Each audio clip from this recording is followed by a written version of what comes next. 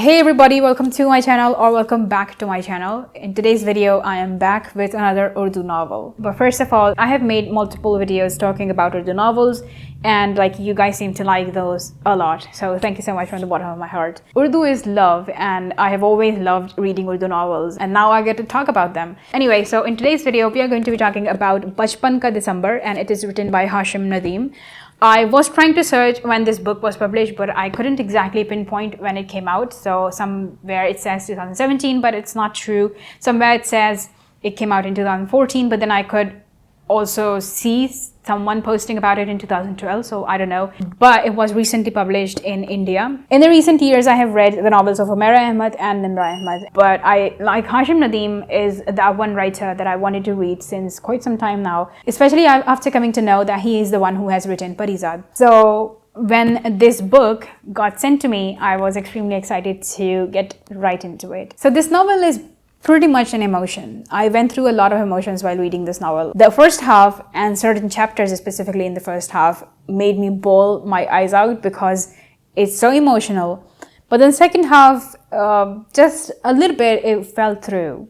And I will talk about it in detail in a bit. The novel is basically revolving around this boy named Ibad Hussain and, in short, Adi. And you get to live his life along with him pretty much as he is a kid and how he spends his days, and then as he grew up a bit, and then when he becomes into a full-grown man, you are with this boy through and through up until the end. Not like the end until he becomes an adult. So from childhood till adulthood, you are with this character, and what a journey it is. So Ibad Hussain basically is a little kid who grew up in the early 1900s. The retelling of the childhood bit, yes, it will make you go back to your childhood and remember the memories and remember your childhood a lot. But it was all old times. So I personally couldn't relate to that because my childhood was obviously a bit different. The games we used to play were completely different, but I can see my dad relating to this character and the use of takhti and stuff and how they used to prepare it. My dad has told me those stories, like how he used to prepare his takhti every single day after coming back from school. From that perspective, it was also a good angle because I was like, I wonder what my dad's reaction would be. But even when Ibad Hussain or Adi is talking about his childhood, whenever he was talking about those things of his childhood, I would go back to my own time and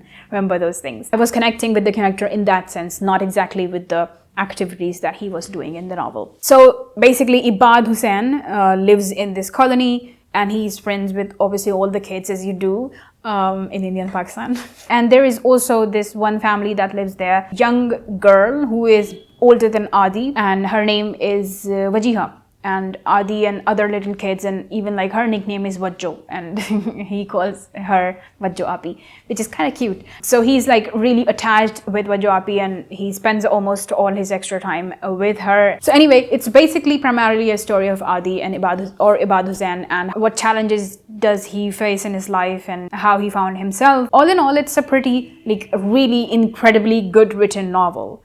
You are really immersed in this story, and when you are reading it, that's all you could think about, and all the other things just become white noise to you. And that's why I said that it's an emotion, because as you are reading the story, you also go back in your time in your childhood and kind of think about the things that you did, and you sort of miss your childhood a little bit. The first half of the novel literally made me cry. It made me laugh out loud. I literally had to stifle my laughter because I was afraid my parents would hear me. There are some really funny bits. And as we gradually move towards the second part of the novel, which talks about Adi as a full-on grown man, and it also some of the chapters are narrated from the perspective of Wajjo Api. I feel like the second part fell through because the author has sort of put a lot of focus on the life of Wajiha and how she's living her life, what struggles is she having in her life, and how she is tackling those. Yes, she plays an important part because Adi is extremely close to Wajiha. But I am reading this novel because I want to read about Adi, because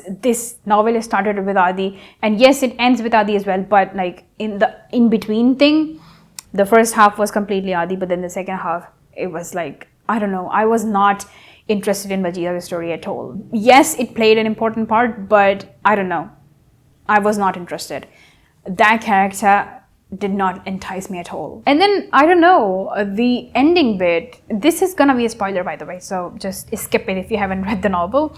But I don't think that it was necessary for the writer to show that Adi was interested in Wajiha, in developing a relationship with her, you know, in getting nikah with her. That was excessive. The moment this novel took the perspective of you know, Adi thinking that, okay, I love this person. And it was not Adi's thinking. It was put into his mind by his friends. And I thought that, okay, once he grows up, he will understand. But as he grows older, that emotion develops full-blown into him and it just doesn't go away. And I was not rooting for them at all, to be very honest. And I'm glad that the novel didn't take that angle and the writer didn't go with that.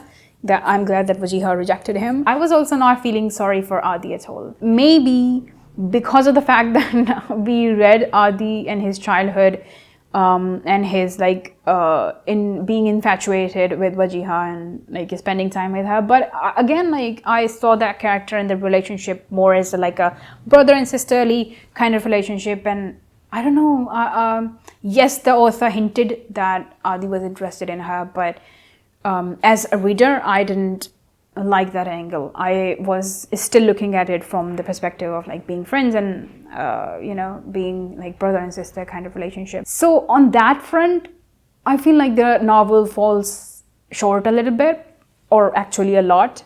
But on the other front, the emotions and the nostalgia and the duration of the childhood and how things go, that was perfect. Some characters just don't mix up, they don't make sense. And this story was also like that. And it's true, and I agree with the writer when, like, through Wajiha, he says that some relationships, they just, you know, they don't have any particular name to them. You cannot put them in boxes. But all in all, a great read nonetheless. I had a fun time reading it. I have given this book 3 stars out of 5. Let me know your ratings in the comments down below. Let me know your thoughts, the overall thoughts about this book in the comments as well. I would love to read your thoughts. With that note, we have come to the end of this video. If you like the video, make sure to give it a thumbs up. And if you want to follow me on my socials, the links are in the description. I will also leave the handles on the screen. If you haven't subscribed to the channel yet, please consider doing so. It would literally make my day. And I will see you guys in the next video, inshallah. Till then, take care. God bless you. Assalamu alaikum. Bye.